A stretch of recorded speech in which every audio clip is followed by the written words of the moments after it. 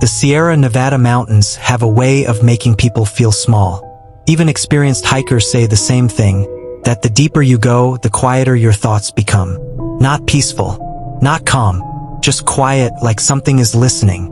On a clear autumn morning, four hikers entered a popular trail just after sunrise. They were not reckless beginners. Each of them had hiked these mountains before.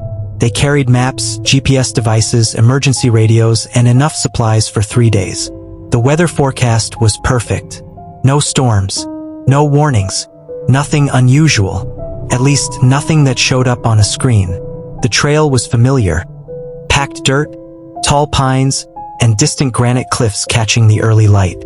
Other hikers passed them during the first hour, exchanging polite nods and casual smiles.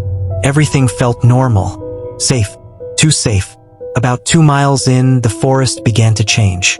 The trees grew closer together, blocking the sun. The air felt heavier, colder, even though the temperature hadn't dropped. One of the hikers joked that it felt like walking into a tunnel made of trees. No one laughed. That was when the sounds stopped. No birds, no wind, no insects, just the sound of boots pressing into the dirt. One of them slowed down, turning to ask if anyone else noticed it. Before he could speak, they all heard it. A soft footstep behind them. Not an echo, not an animal. A deliberate step matching their pace. They stopped. The sound stopped too. They waited, listening. 10 seconds passed. Then 20. Nothing moved. No branches snapped. No leaves rustled. The forest held its breath. "It's probably nothing," someone said. Though his voice didn't sound convinced. They kept walking. None of them noticed the small wooden trail marker they passed. The one that pointed toward a path no longer listed on any map. Later, search teams would say this was the last confirmed location where all 4 hikers were seen together. The Sierra Nevada had already decided the rest. At first, they tried to ignore the silence. Hikers know that forests change. Sounds come and go. Wind shifts. Animals move on. But this was different. The quiet didn't feel empty. It felt controlled, as if the mountain itself had decided what noises were allowed. They walked for another 15 minutes without speaking. Every step felt louder than it should have. Boots crushing dirt that sounded too sharp in the stillness. One of them checked his watch, then his GPS. The signal was still there, but the map lagged, refreshing slower than usual. "That thing happens sometimes," he said, forcing a casual tone. "Probably tree cover." No one replied. The trail narrowed, the ground uneven now. Roots twisted across the path like exposed veins. The temperature dropped again, enough that breath became visible. Yet the sky above the trees was still clear and blue. Then they heard it. A voice. It was faint at first, so faint they weren't sure it was real. A single word, carried from somewhere ahead. It sounded like a man calling out, strained and distant, as if injured. "Help!" They froze. The voice came again, clearer this time. Too clear. It sounded close enough to reach, but far enough that they couldn't tell where it was coming from. No echo. No direction. One of them instinctively took a step toward the sound. "Wait!" Another whispered. Search and rescue guidelines were clear. Do not leave the trail unless you are certain. Voices in the mountains can travel strangely. Wind can twist sound until it feels close when it isn't. But something about this voice felt wrong. Spoke again, this time using a name. One of the hikers felt his stomach drop. No one else should have known his name. They hadn't said it aloud since entering the trail. He asked if anyone was messing with him. No one answered. Their faces had gone pale. The voice didn't repeat itself. Instead, something else replaced it. A low sound, almost like breathing, moving slowly through the trees. Not rushed, not aggro. They realized something was wrong when the trail ended too suddenly. Not faded, not overgrown, just gone. The dirt path dissolved into uneven rock and fallen needles, as if the forest had erased it overnight. One of the hikers checked the GPS again. The screen flickered, then showed them drifting several hundred feet off the marked route. Impossible, given how carefully they'd been walking. They debated turning back. That was the logical choice, the safe choice. That was when one of them said he needed a moment. He stepped a few feet away from the group, just far enough to be out of sight behind a thick pine trunk. The others stayed where they were, packs on, eyes scanning the trees. No one spoke. The silence felt heavier now, pressing in from all sides. 30 seconds passed. Then a minute. Someone called his name. No answer. They listened closely, expecting footsteps, a reply, anything. Instead, the forest responded with nothing at all. Even their breathing sounded muted, like the air itself was swallowing sound. Another minute passed. One of them moved toward the tree, calling louder this time. Still nothing. When he reached the spot where their friend should have been, all he found was disturbed dirt and a single boot print pressed deep into the ground. It didn't lead anywhere. The footprint stopped as if the person wearing the boot had simply vanished. No scuffle marks, no broken branches, no trail of movement, just absence. Panic crept in slowly, then all at once. They shouted his name now, voices cracking, echoing weakly through the trees. The sound felt wrong, too thin, too small for a forest this vast. That was when the radio crackled. Static burst through the speaker, followed by a sound that might have been breathing, or wind forced through something narrow. Then faintly a voice. It sounded like him, but the words didn't make sense. "I can see you," the voice said. The transmission cut off. They never heard from him again. Later, investigators would say shock did not hit them immediately.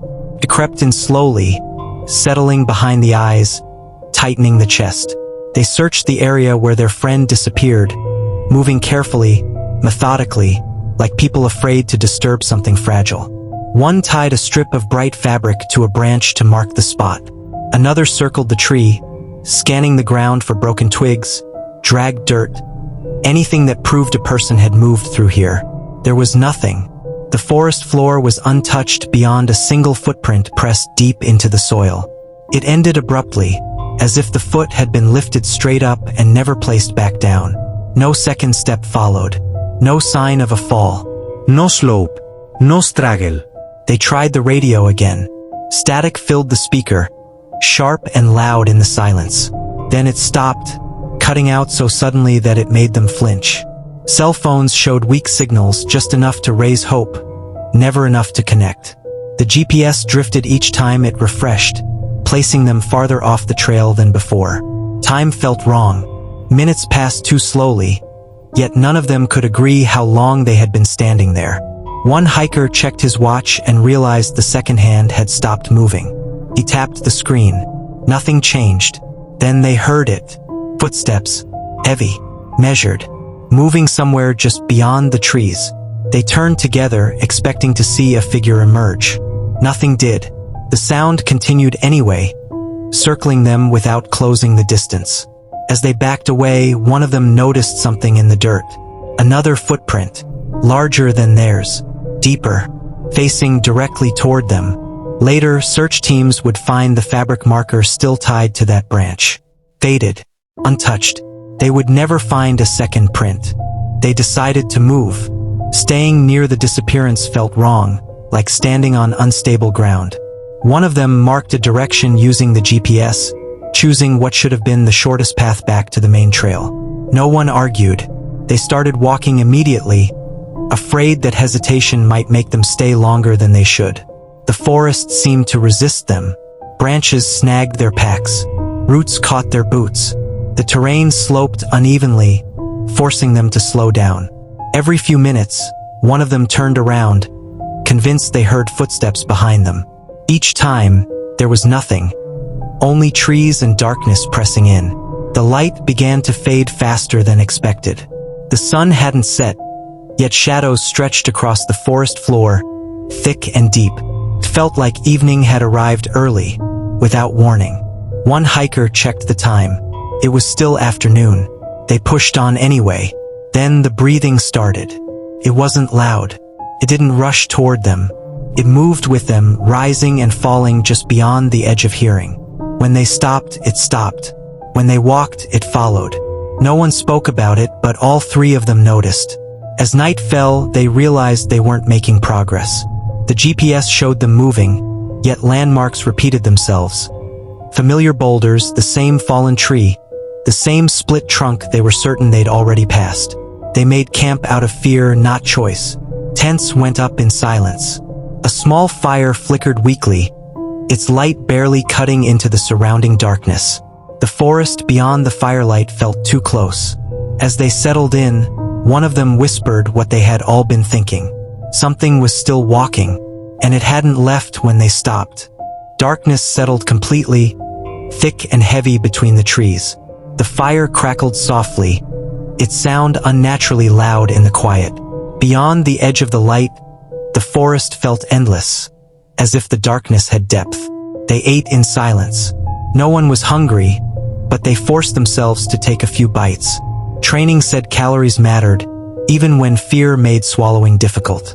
One of them kept his flashlight on, resting it on a log so the beam pointed into the trees.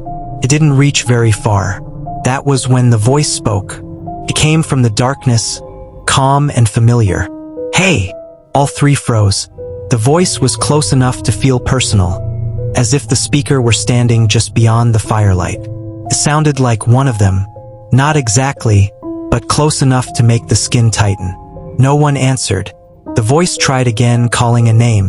One of the hikers felt his stomach twist. It was his name this time, spoken gently, the way a friend would say it to get attention. He clenched his fists, staring into the dark.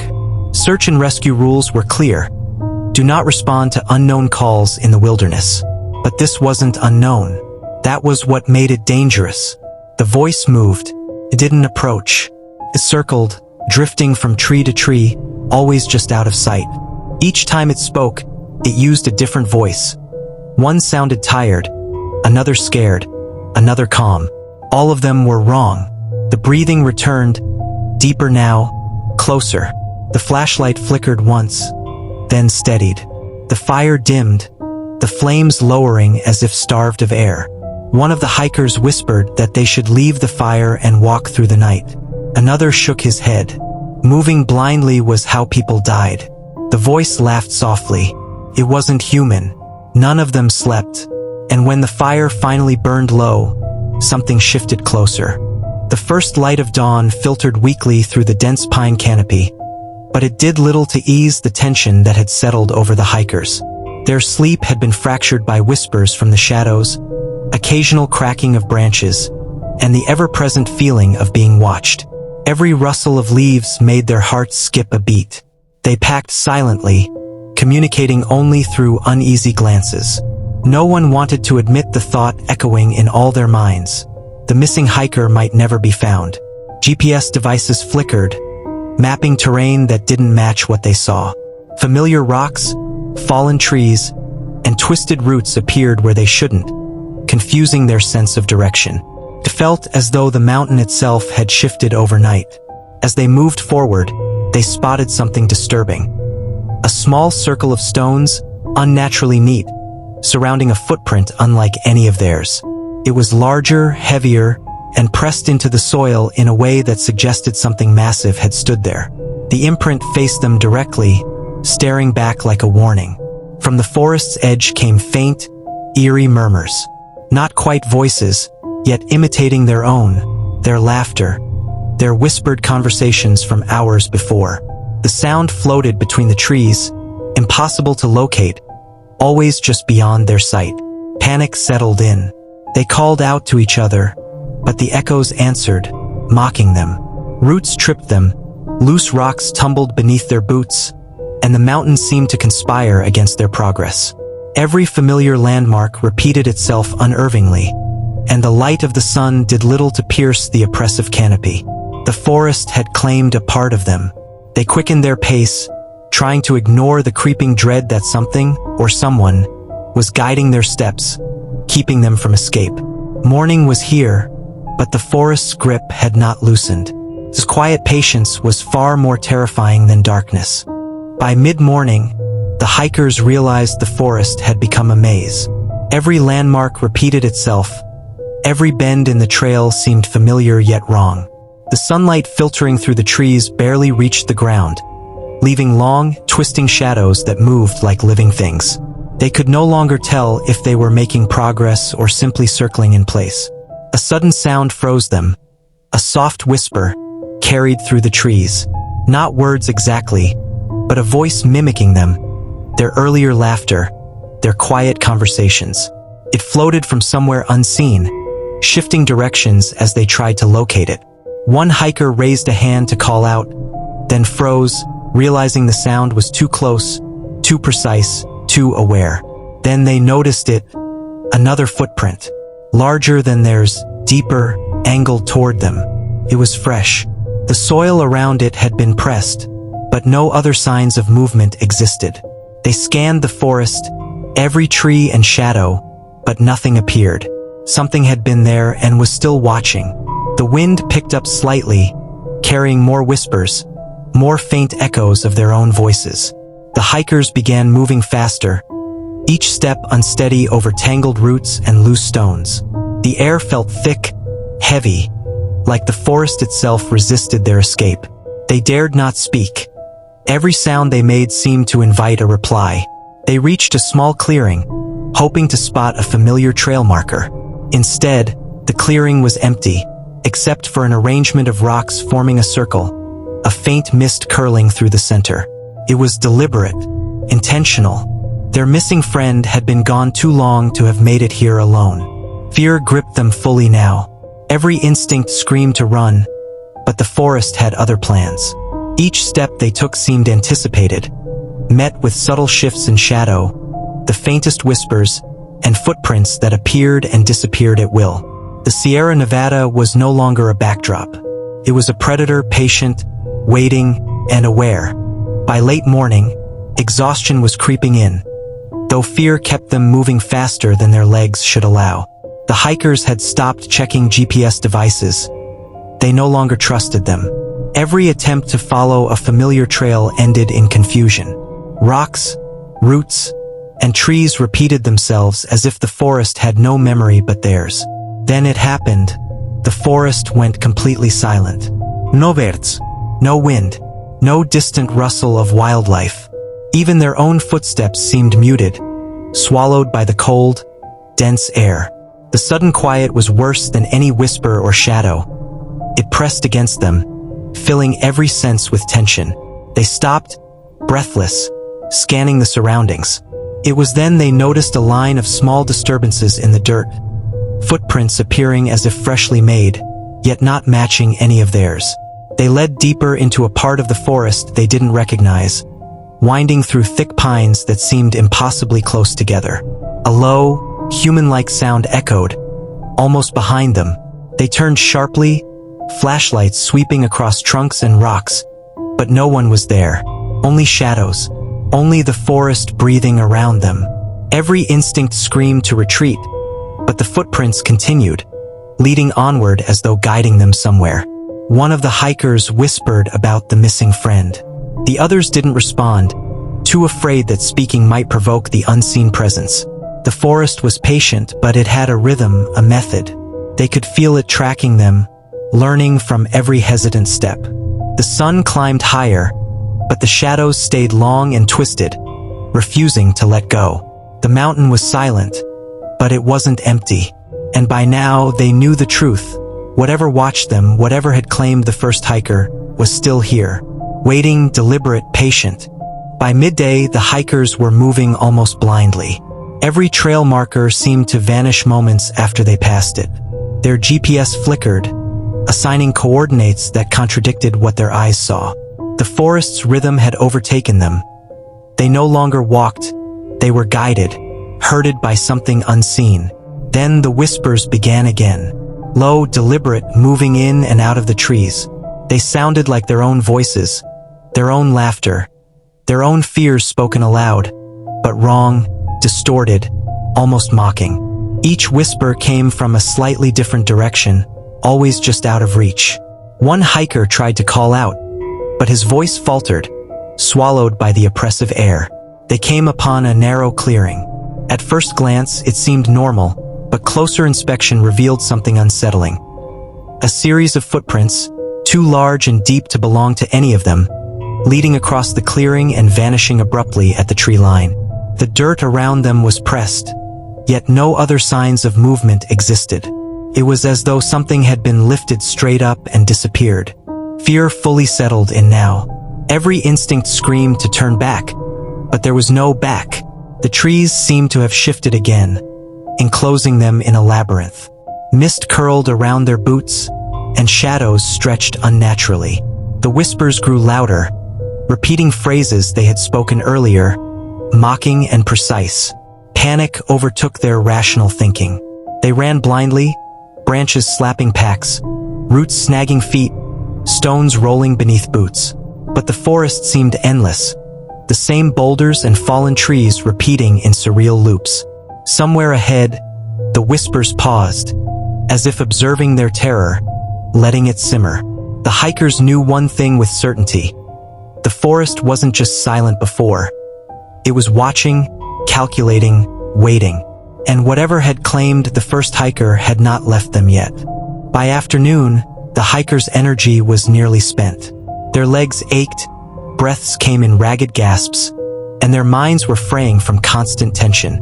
Every attempt to retrace steps failed. The terrain shifted under their feet as if the mountain itself was moving them in circles. The sunlight filtering through the tall pines created long shadows that twisted unnaturally, turning familiar trees into strangers. The whispers returned, low and deliberate, circling them. They called their names again, but now each voice carried an urgency, a warning. One hiker, panicking, tried to shout, but his words seemed absorbed by the forest, leaving nothing but echoes distorted beyond recognition. The others stopped him, fear glinting in their eyes, knowing that responding could draw attention closer.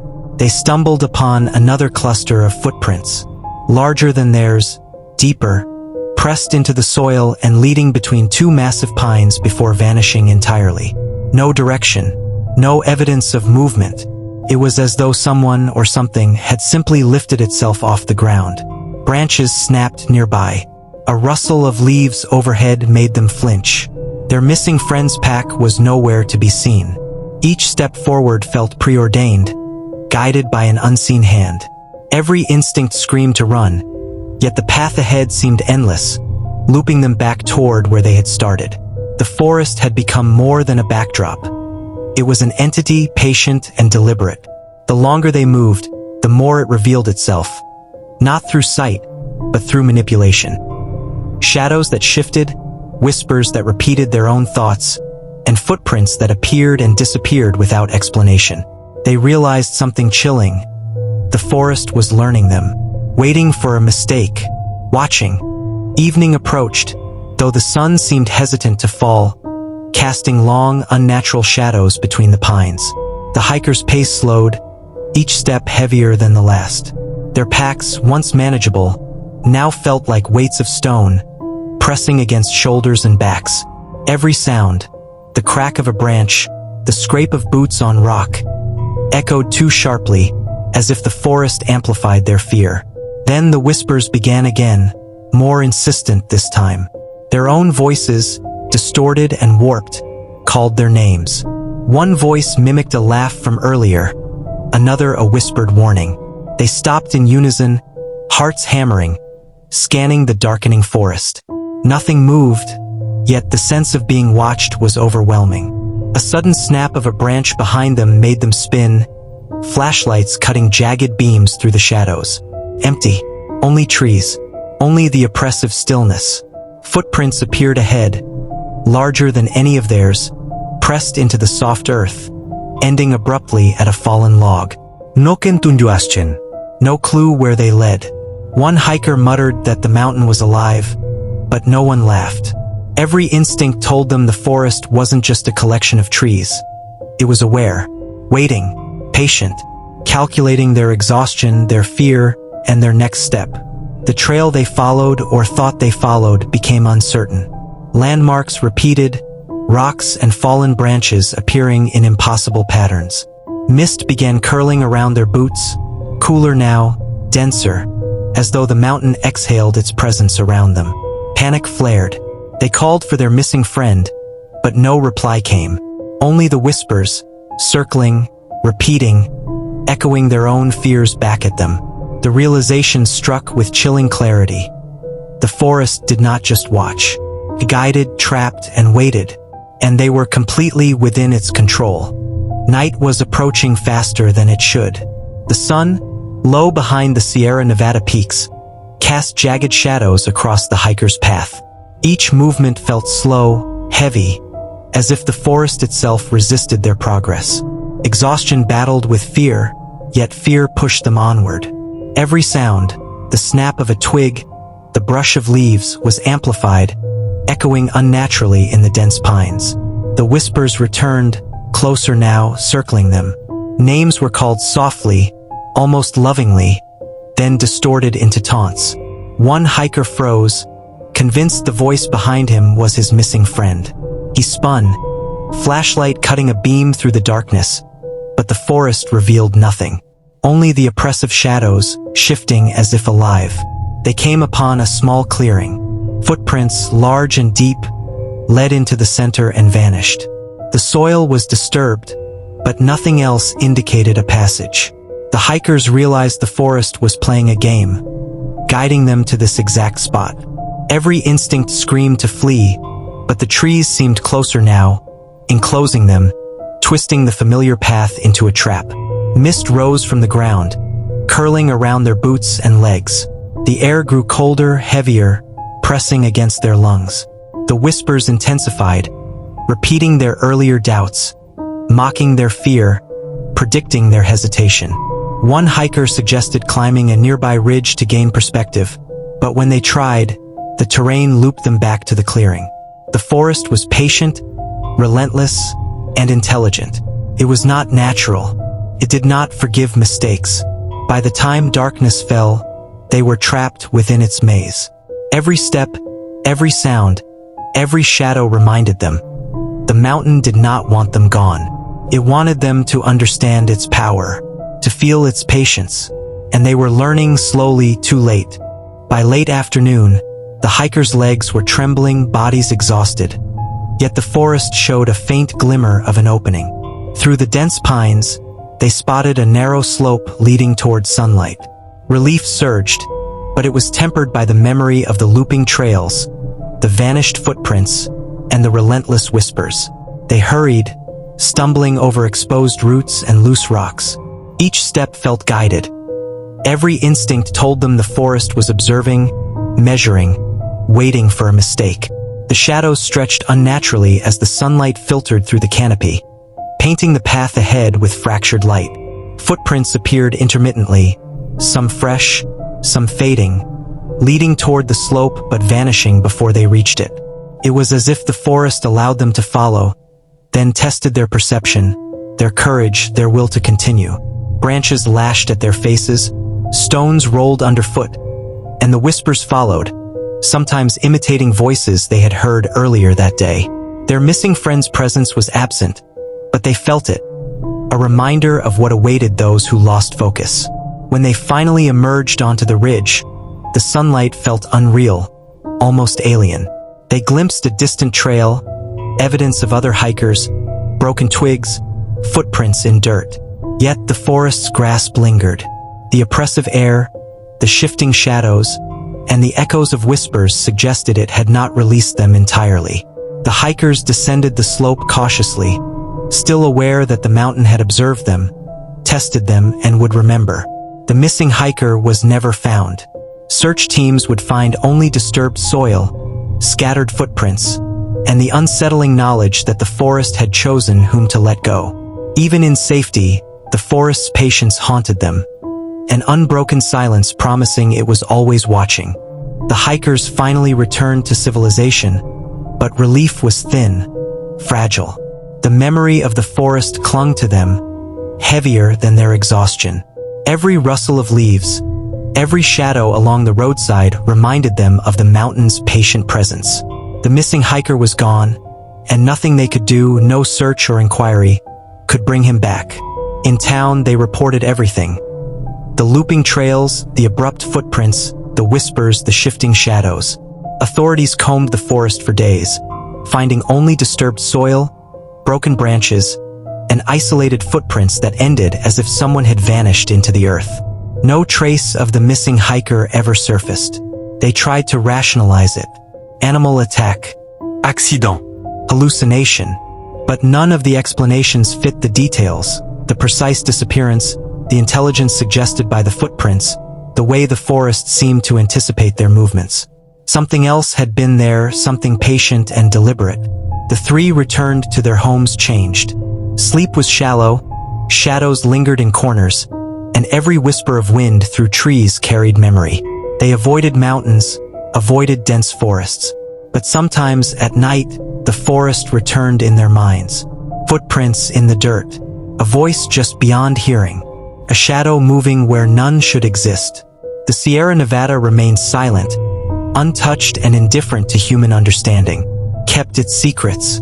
It remembered, and for those who had walked its hidden paths, it had left an unspoken warning. The mountain sees, the mountain waits, and some who enter are never truly released. The forest is quiet now, but it never forgets. The forest is quiet now. The hikers have returned, but they are not the same. One friend is gone, vanished without a trace. The footprints ended, the whispers faded, yet the mountain remembered every step, every misstep, every heartbeat. Those who enter its paths are tested, watched, and sometimes claimed. The Sierra Nevada does not rush. It does not forget. It waits, patient, silent, calculating, and even when the sun rises, even when the forest seems calm, the shadows remain. The whispers linger, carried by the wind, reminding those who walk there that some places are never truly empty. So, if you ever find yourself beneath those towering pines, remember, the mountain sees, the forest waits, and some stories never end. Thank you for watching. If you dare, share your thoughts below, and don't forget to click the subscribe button and notification bell for more videos like this.